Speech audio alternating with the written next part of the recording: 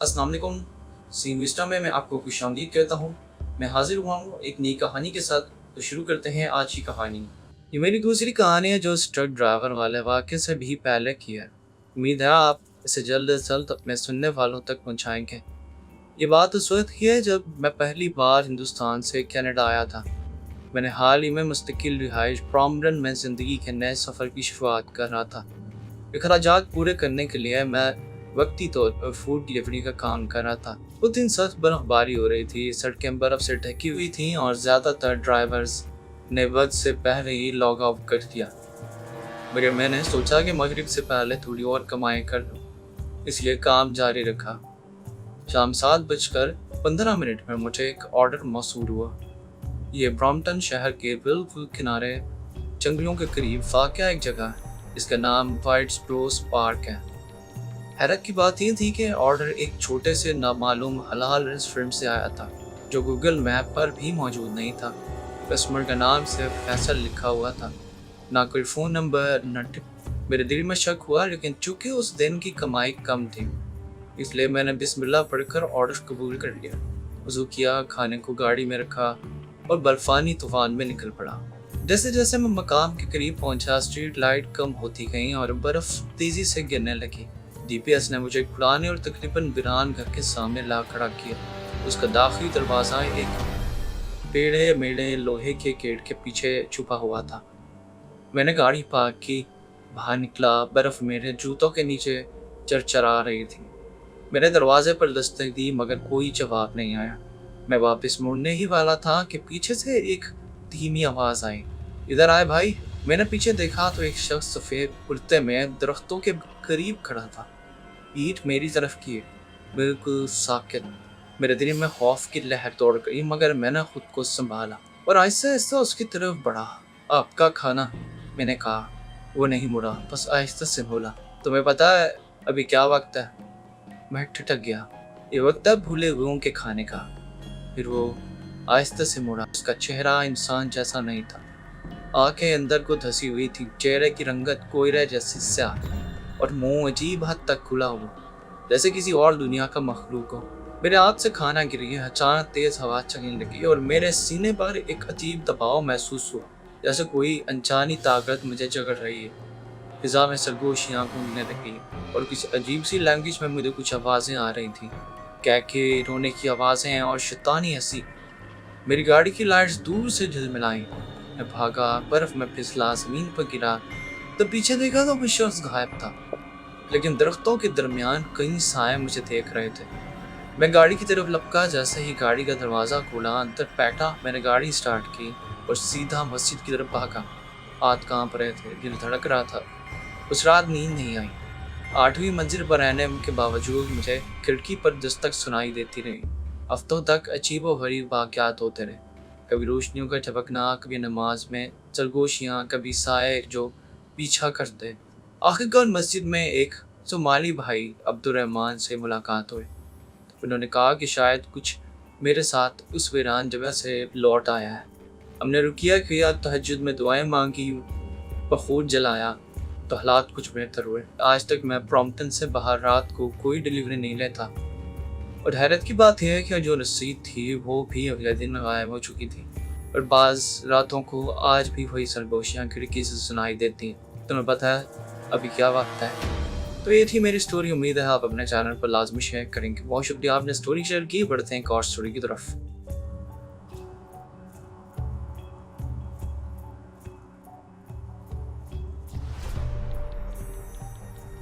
ये वाक़या मेरे साथ 2003 में पेश आया था। मैं गारमेंट्स कंपनी में काम करता था।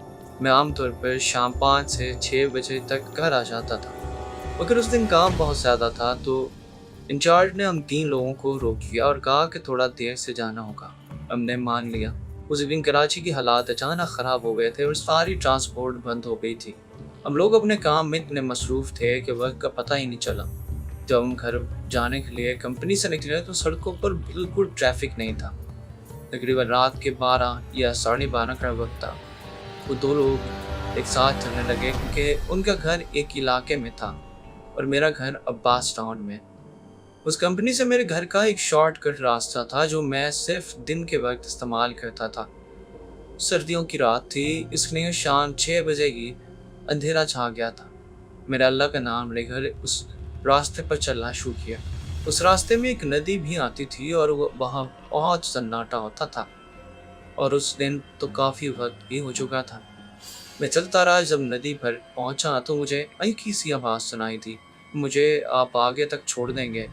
मैं चौंक गया कि इतनी सुनसान जगह पर कौन है, और वो भी किसी लड़की की आवाज़। मैं चलता रहा। एक बार फिर वही आवाज़ मेरे कानों से टकराई, मुझे आगे तक छोड़ देंगे। मैं फिर भी नहीं रुका, मगर अब की बार जो आवाज़ आई वो मेरी रूह तक को चीर गई, क्योंकि वो किसी अजीब सी मखलूक की आवाज़ थी। इस बार उसने कहा, रुक जाओ वरना तुझे मार दूंगी, तू मुझसे नहीं बच सकेगा। मैंने दौड़ लगा दी और भागता रहा। आगे जाकर आबादी शुरू हो गई, मगर मैं नहीं रुका। वहाँ काफ़ी पार्टी के लड़के खड़े थे जो मुझे पहचानते थे। उन्हें जब मुझे भागते देखा तो वो समझे कि मेरे पीछे कोई डाकू लगा है। वो लोग नदी की तरफ दौड़े और मैं घर की तरफ। मैं घर पहुंचा और ज़ोर ज़ोर से दरवाज़ा बजाने लगा। घर में सिर्फ अब्बू जाग रहे थे। मेरी हालत बहुत ख़राब हो चुकी थी। मैं कुछ कहे बगैर अपने कमरे में चला गया और दरवाज़ा बंद करके लेट गया। मुझे बहुत तेज़ बुखार हो गया था। फिर अब्बू ने अम्मी को भी जगाया। दोनों आए, दरवाज़ा खुलवाया और मुझे सीने से लगाया, मगर मेरा डर कम नहीं हुआ। मैं कुछ भी नहीं बोल पा रहा था।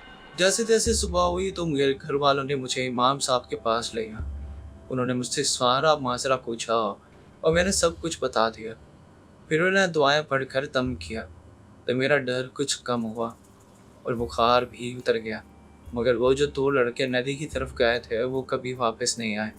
किसी को नहीं पता कि उनके साथ क्या हुआ। अल्लाह सबको अपने सोमान में रखे। ये थी मेरी स्टोरी। उम्मीद है अपने चैनल पर लाजमी शेयर करेंगे। तो बहुत शुक्रिया आपने अपनी स्टोरी शेयर की है। तो दोस्तों, अगर आप अभी तक स्टोरी सुन रहे हैं और सोए नहीं हैं, जी आपसे बात कर रहा हूँ जो आप स्टोरी सुन रहे हैं। अगर आप सोए नहीं हैं और स्टोरी अभी तक सुन रहे हैं, और अगर आपने चैनल भी सब्सक्राइब नहीं किया तो फिर यार आप ज़्यादती कर रहे हैं। क्योंकि आप स्टोरी सुन भी रहे हैं और आपने अभी तक चैनल सब्सक्राइब नहीं किया। तो यही आप लोगों की सपोर्ट होती है। चैनल को सब्सक्राइब कर दिया करें और वीडियो को लाइक करके एक अच्छा सा कमेंट अपने भाई के लिए छोड़ दिया करें, और हो सके तो अपने फ्रेंड्स एंड फैमिलीज के साथ शेयर कर दिया करें। बढ़ते हैं और स्टोरी की तरफ।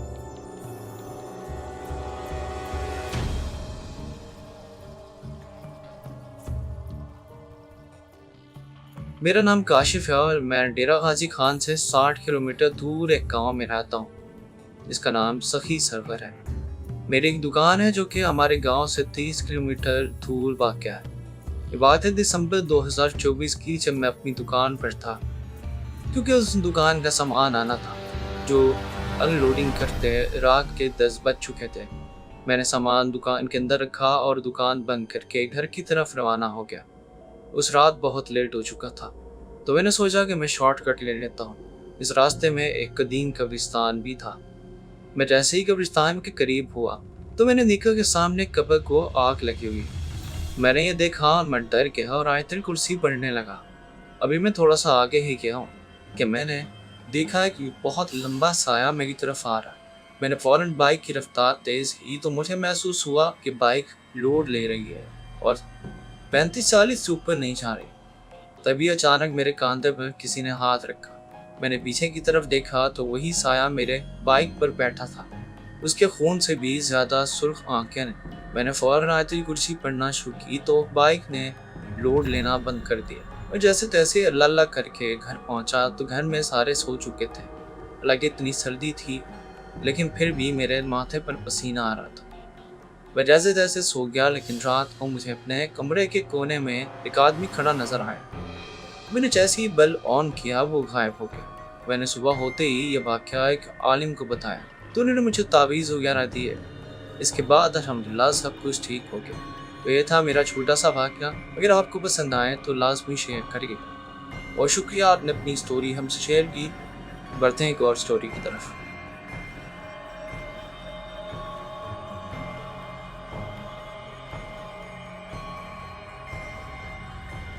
मेरा नाम अब्बास रिजवी है और मैं शाह फैसल कॉलोनी ब्लॉक 5 का रिहायशी हूँ। ये वाक़या 2013 का है।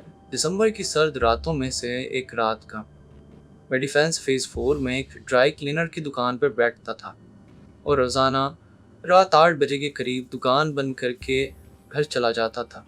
एक दिन हस्बे मामूल मैंने दुकान बंद की और डिफेंस से सिंगर चौंगी पहुंचा। अक्सर वहाँ फैक्ट्रीज के मजदूर लिफ्ट के लिए खड़े होते हैं।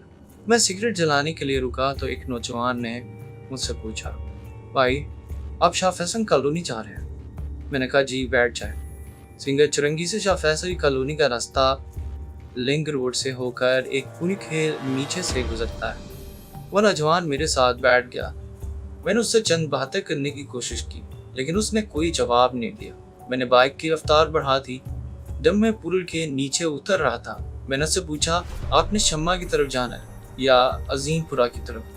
लेकिन फिर भी कोई जवाब नहीं आया। मैंने बाइक रोककर पीछे मुड़कर देखा तो वो नौजवान गायब था। ये देखकर मेरी रूह कांप गई। इतनी सर्दी के बावजूद बाइक की पिछली सीट गर्म थी, जैसे कोई अभी अभी उतरा हो। हालांकि मैं तकरीबन 90 की रफ्तार से बाइक चला रहा था और वो पूरे रास्ते मुझे कमर से पकड़कर बैठा हुआ था। मैं ये भी बताता चलूँ कि लिंक रोड पर एक कब्रिस्तान भी आता है। ये मेरी ज़िंदगी का नाकाबिले फरामोश वाक़या है जो आज तक मेरे जहन में नक्श है। मुझे आज भी इसका हुलिया याद है। एक सेहतमंद नौजवान, रंगत गोरी, आंखों पर चश्मा, स्काई ब्लू जीन्स और ऑफ वाइट स्वेटर पहने हुए था। उस रात के बाद मुझे शदीद बुखार चढ़ गया और आज भी वो अक्सर मेरे ख्वाबों में आता है। ख्वाब में कहता है, मैं तुम्हें साथ लेकर जाऊँगा, और ज़ोर ज़ोर से हंसता है। तो ये थी मेरी स्टोरी। उम्मीद है आप इसे अपने चैनल पर लास्ट भी शेयर करेंगे। बहुत शुक्रिया आपने अपनी स्टोरी शेयर की। उम्मीद है कि आपको आज की हमारी स्टोरी पसंद आई होगी। मज़ीद वीडियोस के लिए हमारे चैनल को सब्सक्राइब कीजिए और बेल आइकन को प्रेस करना ना भूलिए ताकि हमारी नई वीडियोस की अपडेट्स मिलती रहें। शुक्रिया।